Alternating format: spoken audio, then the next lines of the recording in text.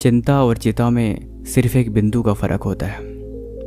चिंता अक्सर अच्छे भले इंसान को खा जाती है, उसे कमज़ोर बना देती है। चिंता और तनाव में इतनी पावर होती है कि इंसान की ज़िंदगी बर्बाद करने के लिए काफ़ी होते हैं। इसीलिए हद से ज़्यादा चिंता अक्सर इंसान को बीमार कर देती है। नगर में एक सेठ रहते थे जिनके पास अपार धन संपत्ति तो थी, लेकिन फिर भी वो बहुत चिंतित रहते थे अपने कल को लेके, क्योंकि उनका एक ही इकलौता बेटा था जो अपने काम पे ध्यान नहीं देता था। सेठ जी को बहुत चिंता होती थी कि आखिर मेरे बाद इसका क्या होगा, कौन इसकी देखभाल करेगा और कौन इसकी ज़रूरतों को पूरा करेगा। सेठ जी ने उसे कई बार समझाया कि बेटा, ज़िंदगी जीनी है तो थोड़ा सीरियस हो जाओ, थोड़ा खुद पे ध्यान दो, थोड़े काम पे ध्यान दो।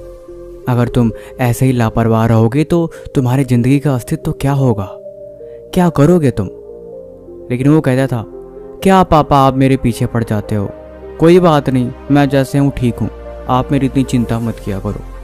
लेकिन सेठ जी इस बात को लेके दिन रात चिंतित ही रहते थे। उनका चिंता कभी ख़त्म ही नहीं होता था। एक बार वो एक मंक के पास गए और मंक को अपनी सारी बात बताई कि मेरा एक लड़का है, मैं उसे बहुत समझाता हूँ लेकिन वो सुधरता नहीं है। इसी चिंता में मैं दिन रात मरी जा रहा हूँ, मैं क्या करूँ, मेरा मार्गदर्शन करें।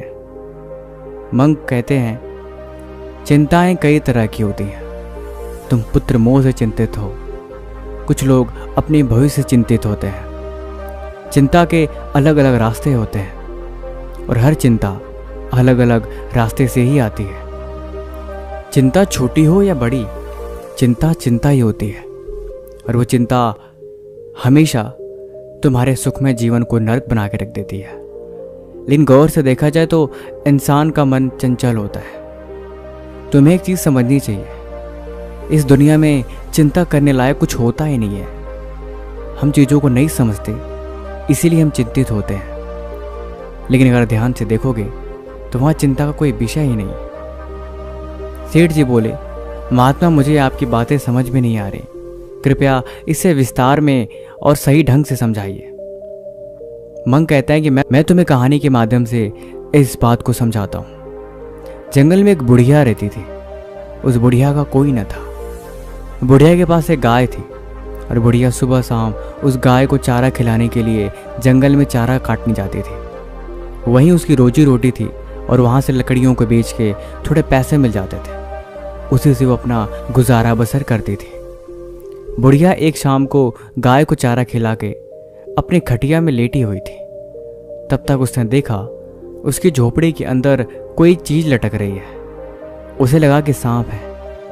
बुढ़िया ने पास से जाकर देखा तो उसे सांप ही लगा। वो डर के मारे कांपने लगे कि आखिर वो अंदर जाए तो जाए कैसे। अगर सांप ने उसे डस लिया फिर तो सारा खेल खत्म हो जाएगा। बुढ़िया चुपचाप उस दिन बाहर ही सो गई। उसके पास अंदर सिर्फ एक ही कमरा था और बाहर बरामदा था।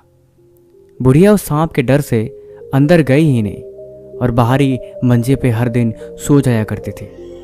धीरे धीरे काफी दिन गुजर गए। बुढ़िया का वो डर अभी भी दिल से नहीं निकला। बुढ़िया हर रोज चिंतित होती थी और उस सांप को दूर से देख कर डरती रहती कि कहीं ऐसा ना हो कि मैं उस घर में जाऊं और उस घर में जाने से वो सांप मुझे डस ले और मैं वहीं मर जाऊं। मैं तो किसी को मदद के लिए भी नहीं बुला सकती। बुढ़िया उस बात को लेकर बहुत चिंतित हो गई कि आखिर इस गाय का क्या होगा। ऐसे ही चलता रहा फिर तो काफ़ी दिक्कत हो जाएगी। धीरे धीरे सर्दी का मौसम आ गया। बुढ़िया का डर अभी ख़त्म ही नहीं हुआ। वो डेली रात को सोते टाइम चिंता में रहती और बार बार उस सांप की तरफ देखा करती कि वो सांप गया कि नहीं। काफ़ी वक्त, काफ़ी महीने गुजर गए, लेकिन वो सांप वहाँ से टस से मस नहीं हुआ और ना ही वो बुढ़िया घर में दोबारा से सो पाई। अब जैसे मानो कि उसने घर में जाना ही छोड़ दिया हो। अब वो घर को भूल चुकी थी। अब वो अपने झोपड़ी के बरामदे में ही सो जाया करती थी। धीरे धीरे और वक्त गुजरता गया। सर्दी के मौसम में सर्दियां और बढ़ती गई। बुढ़िया ठंड के मारे बाहर कांप रही थी, क्योंकि उसके ओढ़ने के कंबल सब अंदर ही रखे थे। लेकिन डर के मारे न तो बुढ़िया अंदर गई और ना ही कंबल लेके आई और ना ही ठंड से खुद को बचा पाई और रात को वहीं सो गई। एक दिन कड़ाके की बहुत ठंड पड़ी और बुढ़िया उसी ठंड में मर गई। बुढ़िया मर गई, गाय को चारा नहीं मिला। धीरे धीरे 1-2 दिन निकल गए। गाय का भूख से बुरा हाल था। गाय जोर जोर से बोलने लगी। कुछ लोग जंगल के आसपास, कुछ लोगों ने इस गाय की आवाज़ सुनी। उन्हें लगा कि शायद कोई जानवर मुसीबत में है। वो गाय की आवाज़ सुन के मदद के लिए आए तो गौर से देखा तो बुढ़िया मर चुकी थी और गाय को खाने के लिए कोई चारा न था। उन लोगों ने गाय को तो बचा लिया, लेकिन बुढ़िया की हालत बहुत बुरी थी। उन्होंने बुढ़िया के अंदर जाके देखा। असल में जिस वस्तु को सांप देख के डर रही थी, असल में कोई सांप नहीं था। उसकी झोपड़ी से एक लकड़ी टूट के लटक रही थी और वो लकड़ी ऐसी टेढ़ी सी थी कि देखने मात्र से बिल्कुल सांप के जैसे प्रतीत होती थी। और इसी डर ने उस बुढ़िया की जान ले ली। बुढ़िया को एक न एक दिन तो मरना ही था, लेकिन वो जो उस डर में जी रही थी, जिस चिंता ने उसे खाया, वो चिंता उसके लिए सबसे घातक साबित हुआ। कितने रातों से, कितने दिन से वो चैन से सो नहीं पाई थी और उस ठंड में, उस डर, उसी चिंता में मर गई। सेठ जी, चिंता ऐसा ही होता है।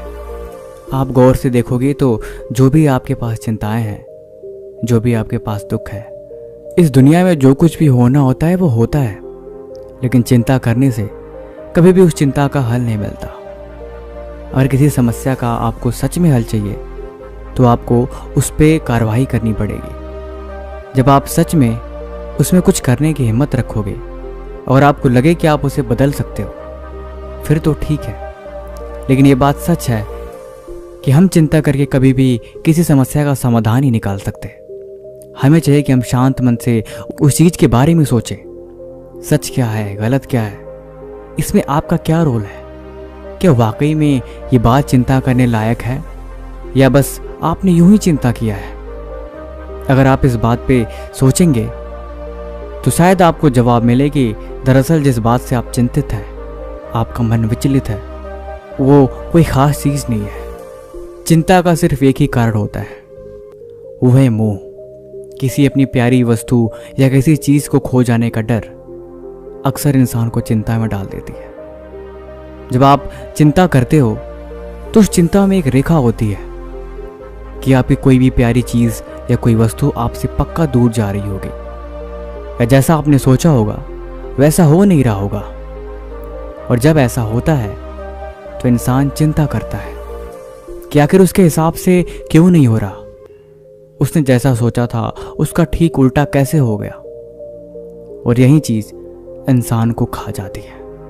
लेकिन सवाल ये है, क्या इस दुनिया में सब कुछ इंसान की मर्जी से होता है, या सब कुछ जैसा आपने सोचा होता है वैसा होता है? ऐसा कुछ नहीं है। जीवन जीने का नाम है। जो भी है उसे स्वीकार करो, सच को देखो और चिंता मुक्त रहो। बाकी कहानी आपको कैसी लगी हमें कमेंट बॉक्स में ज़रूर बताएं। बाकी किसी भी तरह का सवाल है तो वो भी आप हमसे पूछ सकते हैं। और ऐसी और कहानी सुनने के लिए इस चैनल को सब्सक्राइब जरूर करें। तब तक मिलते हैं हम आपसे एक और नई कहानी के साथ।